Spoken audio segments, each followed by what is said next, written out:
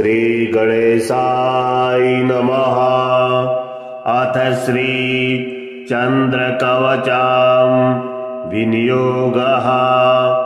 अस्य श्रीचन्द्रकवचस्तोत्रमन्त्रस्य गौतम ऋषिः अनुष्टुप् छन्दः। श्रीचन्द्रो देवता चन्द्रप्रीत्यर्थं जपे विनियोगः। क्षमं चतुर्भुजं वन्दे केयूरमुकुटोज्ज्वलं। वासुदेवस्य नयनं शङ्करस्य च भूषणम्। एवं ध्यात्वा जपे नित्यं शशिनः कवचं शुभम्। शशि पातु शिरोदेशं भालं पातु कलानिधिः।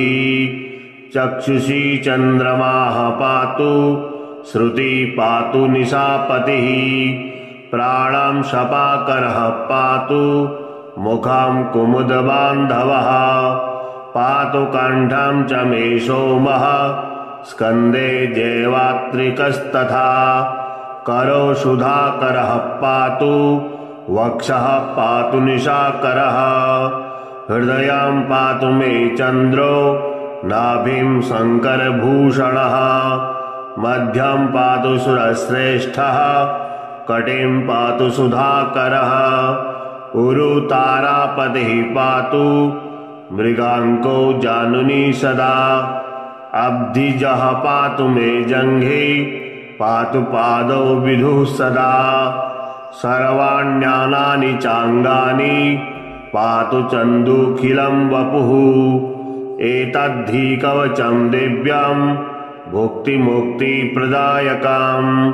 यः पठे शृणुयाद्वापि सर्वत्र विजयी भवेत्। क्षमं चतुर्भुजं वन्दे केयूरमुकुटोज्ज्वलं। वासुदेवस्य नयनं शङ्करस्य च भूषणम्।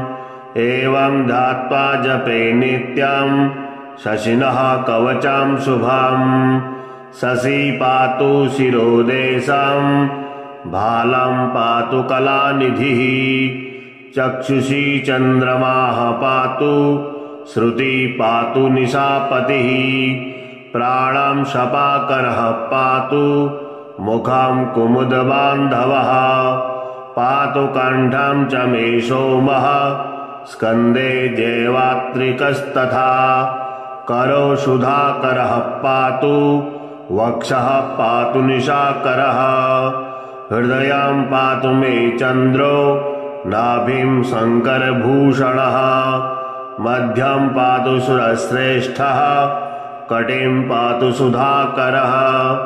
उरुतारापतिः पातु मृगाङ्को जानुनी सदा। अब्धिजः पातु मे जङ्घे पातु पादौ विधुः सदा। सर्वाण्यानानि चाङ्गानि पातु चन्दुखिलं वपुः। एतद्धि कवचं दिव्यं भुक्तिमुक्तिप्रदायकम्। यः पठे शृणुयाद्वापि सर्वत्र विजयी भवेत्। क्षमं चतुर्भुजं वन्दे केयूरमुकुटोज्ज्वलं। वासुदेवस्य नयनं शङ्करस्य च भूषणम्। एवं ध्यात्वा जपे नित्यं शशिनः कवचं शुभम्। शशि पातु शिरोदेशं भालं पातु कलानिधिः। चक्षुषी चन्द्रमाः पातु श्रुति पातु निशापतिः। प्राणं शपाकरः पातु मुखं कुमुदबान्धवः। पातु कण्ठं च मे सोमः स्कन्दे जैवात्रिकस्तथा। करो सुधाकरः पातु वक्षः पातु निशाकरः। हृदयं पातु मे चन्द्रो नाभिं शङ्करभूषणः। मध्यं पातु सुरश्रेष्ठः कटिं पातु सुधाकरः। उरुतारापतिः पातु मृगाङ्को जानुनी सदा।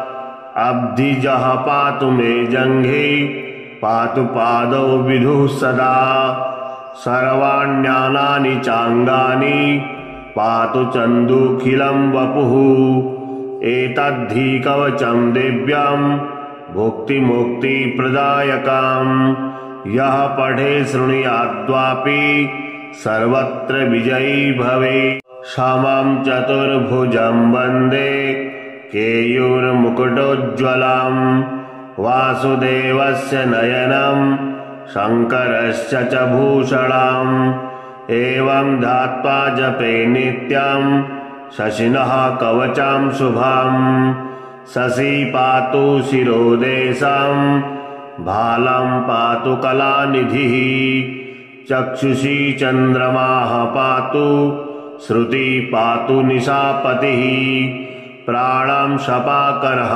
पातु मुखं कुमुदबान्धवः पातु कण्ठं च मे सोमः स्कन्दे जैवात्रिकस्तथा करो सुधाकरः पातु वक्षः पातु निशाकरः हृदयं पातु मे चन्द्रो नाभिं शङ्करभूषणः मध्यं पातु सुरश्रेष्ठः कटिं पातु सुधाकरः उरुतारापतिः पातु मृगाङ्को जानुनी सदा अब्धिजः पातु मे जङ्घे पातु पादौ विधुः सदा सर्वाण्यानानि चाङ्गानि पातु चन्दुखिलं वपुः एतद्धि कवचं दिव्यं भुक्तिमुक्तिप्रदायकं यः पठे शृणुयाद्वापि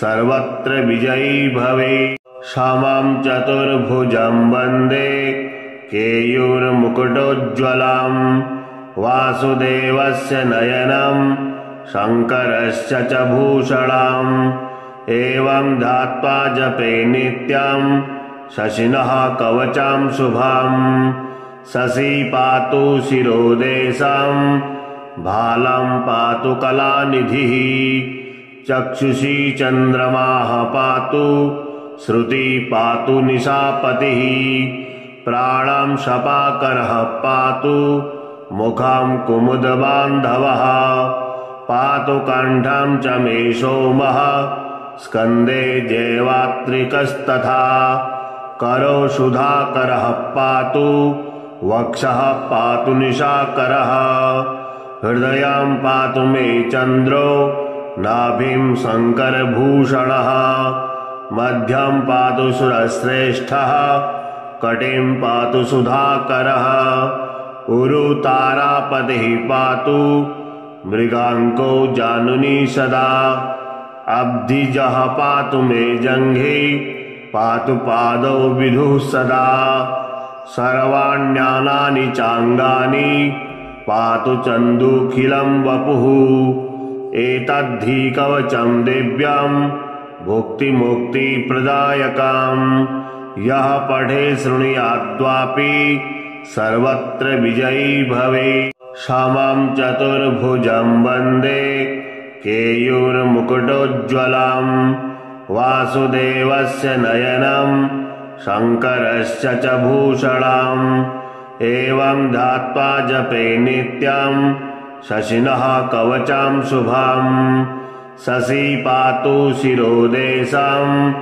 भालं पातु कलानिधिः चक्षुषी चन्द्रमाः पातु श्रुति पातु निशापतिः प्राणं शपाकरः पातु मुखं कुमुदबान्धवः पातु कण्ठं च मे सोमः स्कन्दे जैवात्रिकस्तथा करो सुधाकरः पातु वक्षः पातु निशाकरः हृदयं पातु मे चन्द्रो नाभिं शङ्करभूषणः मध्यं पातु सुरश्रेष्ठः कटिं पातु सुधाकरः उरुतारापतिः पातु मृगाङ्को जानुनी सदा अब्धिजः पातु मे जङ्घे पातु पादौ विधुः सदा सर्वाण्यानानि चाङ्गानि पातु चन्दुखिलं वपुः एतद्धि कवचं दिव्यं भुक्तिमुक्तिप्रदायकं यः पठे शृणुयाद्वापि सर्वत्र विजयी भवेत्। क्षमां चतुर्भुजं वन्दे केयूरमुकुटोज्ज्वलं वासुदेवस्य नयनं शङ्करस्य च भूषणम् एवं ध्यात्वा जपे नित्यं शशिनः कवचं शुभं शशि पातु शिरोदेशं भालं पातु कलानिधिः चक्षुषी चन्द्रमाः पातु श्रुति पातु निशापतिः प्राणं शपाकरः पातु मुखं कुमुदबान्धवः पातु कण्ठं च मे सोमः स्कन्दे जैवात्रिकस्तथा करो सुधाकरः पातु वक्षः पातु निशाकरः हृदयं पातु मे चन्द्रो नाभिं शङ्करभूषणः मध्यं पातु सुरश्रेष्ठः कटिं पातु सुधाकरः उरुतारापतिः पातु मृगाङ्को जानुनी सदा अब्धिजः पातु मे जङ्घे पातु पादौ विधुः सदा सर्वाण्यानानि चाङ्गानि पातु चन्दुखिलं वपुः एतद्धि कवचं दिव्यं भुक्तिमुक्तिप्रदायकं यः पठे शृणुयाद्वापि सर्वत्र विजयी भवेत्। क्षमां चतुर्भुजं वन्दे केयूरमुकुटोज्ज्वलं वासुदेवस्य नयनं शङ्करस्य च भूषणम् एवं ध्यात्वा जपे नित्यं शशिनः कवचं शुभं शशि पातु शिरोदेशं भालं पातु कलानिधिः चक्षुषी चन्द्रमाः पातु श्रुति पातु निशापतिः प्राणं शपाकरः पातु मुखं कुमुदबान्धवः पातु कण्ठं च मे सोमः स्कन्दे जैवात्रिकस्तथा करो सुधाकरः पातु वक्षः पातु निशाकरः हृदयं पातु मे चन्द्रो नाभिं शङ्करभूषणः मध्यं पातु सुरश्रेष्ठः कटिं पातु सुधाकरः उरुतारापतिः पातु मृगाङ्को जानुनी सदा अब्धिजः पातु मे जङ्घे पातु पादौ विधुः सदा सर्वाण्यानानि चाङ्गानि पातु चन्दुखिलं वपुः एतद्धि कवचं दिव्यं भुक्तिमुक्तिप्रदायकं यः पठे शृणुयाद्वापि सर्वत्र विजयी भवेत्। क्षमां चतुर्भुजं वन्दे केयूरमुकुटोज्ज्वलं वासुदेवस्य नयनं शङ्करस्य च भूषणम् एवं ध्यात्वा जपे नित्यं शशिनः कवचं शुभं शशि पातु शिरोदेशं भालं पातु कलानिधिः चक्षुषी चन्द्रमाः पातु श्रुति पातु निशापतिः प्राणं शपाकरः पातु मुखं कुमुदबान्धवः पातु कण्ठं च मे सोमः स्कन्दे जैवात्रिकस्तथा करो सुधाकरः पातु वक्षः पातु निशाकरः हृदयं पातु मे चन्द्रो नाभिं शङ्करभूषणः मध्यं पातु सुरश्रेष्ठः कटिं पातु सुधाकरः उरुतारापतिः पातु मृगाङ्को जानुनी सदा अब्धिजः पातु मे जङ्घे पातु पादौ विधुः सदा सर्वाण्यानानि चाङ्गानि पातु चन्दुखिलं वपुः एतद्धि कवचं दिव्यं भुक्तिमुक्तिप्रदायकं यः पठे शृणुयाद्वापि सर्वत्र विजयी भवे। क्षमां चतुर्भुजं वन्दे केयूरमुकुटोज्ज्वलां वासुदेवस्य नयनं शङ्करस्य च भूषणाम्। एवं ध्यात्वा जपे नित्यं शशिनः कवचां शुभाम्। शशि पातु शिरोदेशं भालं पातु कलानिधिः। चक्षुषी चन्द्रमाः पातु श्रुति पातु निशापतिः। प्राणं शपाकरः पातु मुखं कुमुदबान्धवः। पातु कण्ठं च मे सोमः स्कन्दे जैवात्रिकस्तथा। करो सुधाकरः पातु वक्षः पातु निशाकरः। हृदयं पातु मे चन्द्रो नाभिं शङ्करभूषणः। मध्यं पातु सुरश्रेष्ठः कटिं पातु सुधाकरः। उरुतारापतिः पातु मृगाङ्को जानुनी सदा। अब्धिजः पातु मे जङ्घे पातु पादौ विधुः सदा। सर्वाण्यानानि चाङ्गानि पातु चन्दुखिलं वपुः। एतद्धि कवचं दिव्यं भुक्तिमुक्तिप्रदायकम्।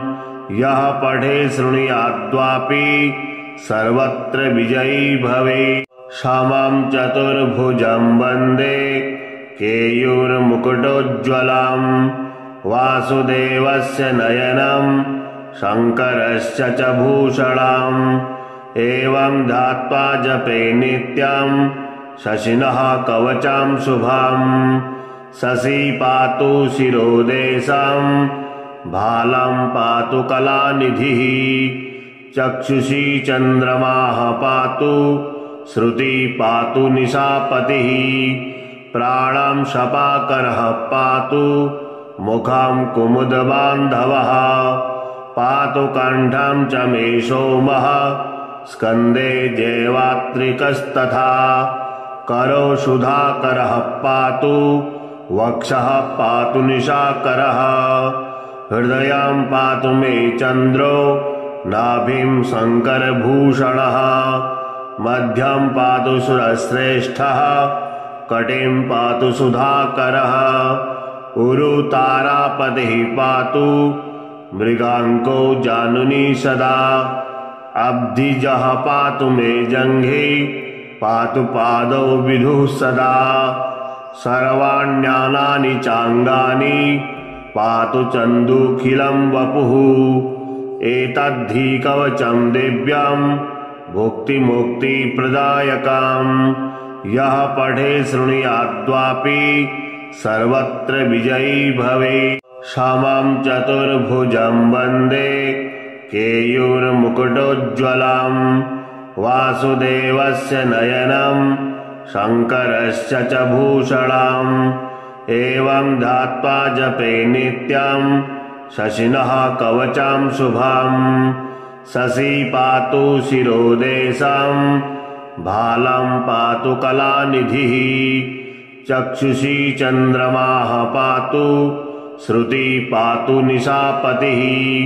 प्राणं शपाकरः पातु मुखं कुमुदबान्धवः। पातु कण्ठं च मे सोमः स्कन्दे जैवात्रिकस्तथा। करो सुधाकरः पातु वक्षः पातु निशाकरः। हृदयं पातु मे चन्द्रो नाभिं शङ्करभूषणः। मध्यं पातु सुरश्रेष्ठः कटिं पातु सुधाकरः। उरुतारापतिः पातु मृगाङ्को जानुनी सदा। अब्धिजः पातु मे जङ्घे पातु पादौ विधुः सदा। सर्वाण्यानानि चाङ्गानि पातु चन्दुखिलं वपुः। एतद्धि कवचं दिव्यं भुक्तिमुक्तिप्रदायकम्। यः पठे शृणुयाद्वापि सर्वत्र विजयी भवे। क्षमां चतुर्भुजं वन्दे केयूरमुकुटोज्ज्वलां वासुदेवस्य नयनं शङ्करस्य च भूषणम् एवं ध्यात्वा जपे नित्यं शशिनः कवचं शुभम् शशि पातु शिरोदेशं भालं पातु कलानिधिः चक्षुषी चन्द्रमाः पातु श्रुति पातु निशापतिः प्राणं शपाकरः पातु मुखं कुमुदबान्धवः पातु कण्ठं च मे सोमः स्कन्दे जैवात्रिकस्तथा करो सुधाकरः पातु वक्षः पातु निशाकरः हृदयं पातु मे चन्द्रो नाभिं शङ्करभूषणः मध्यं पातु सुरश्रेष्ठः कटिं पातु सुधाकरः उरु तारापतिः पातु मृगाङ्को जानुनी सदा अब्धिजः पातु मे जङ्घे पातु पादौ विधुः सदा सर्वाण्यानानि चाङ्गानि पातु चन्दुखिलं वपुः एतद्धि कवचं दिव्यं भुक्तिमुक्तिप्रदायकं यः पठे शृणुयाद्वापि सर्वत्र विजयी भवेत् क्षमं चतुर्भुजं वन्दे केयूरमुकुटोज्ज्वलं वासुदेवस्य नयनं शङ्करस्य च भूषणम् एवं ध्यात्वा जपे नित्यं शशिनः कवचं शुभम्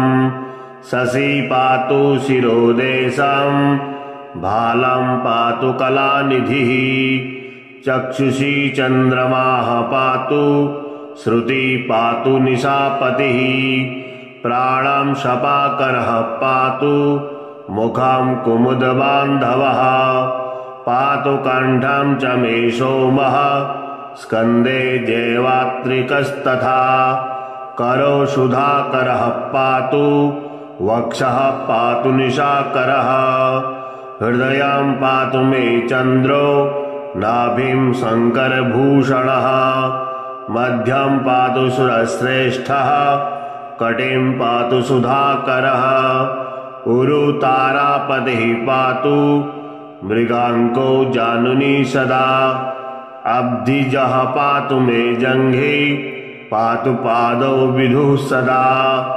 सर्वाण्यानानि चाङ्गानि पातु चन्दुखिलं वपुः एतद्धि कवचं दिव्यं भुक्तिमुक्तिप्रदायकं यः पठे शृणुयाद्वापि सर्वत्र विजयी भवेत् क्षमं चतुर्भुजं वन्दे केयूरमुकुटोज्ज्वलं वासुदेवस्य नयनं शङ्करस्य च भूषणम् एवं ध्यात्वा जपे नित्यं शशिनः कवचं शुभम् शशि पातु शिरोदेशं भालं पातु कलानिधिः चक्षुषी चन्द्रमाः पातु श्रुति पातु निशापतिः प्राणं शपाकरः पातु मुखं कुमुदबान्धवः पातु कण्ठं च मे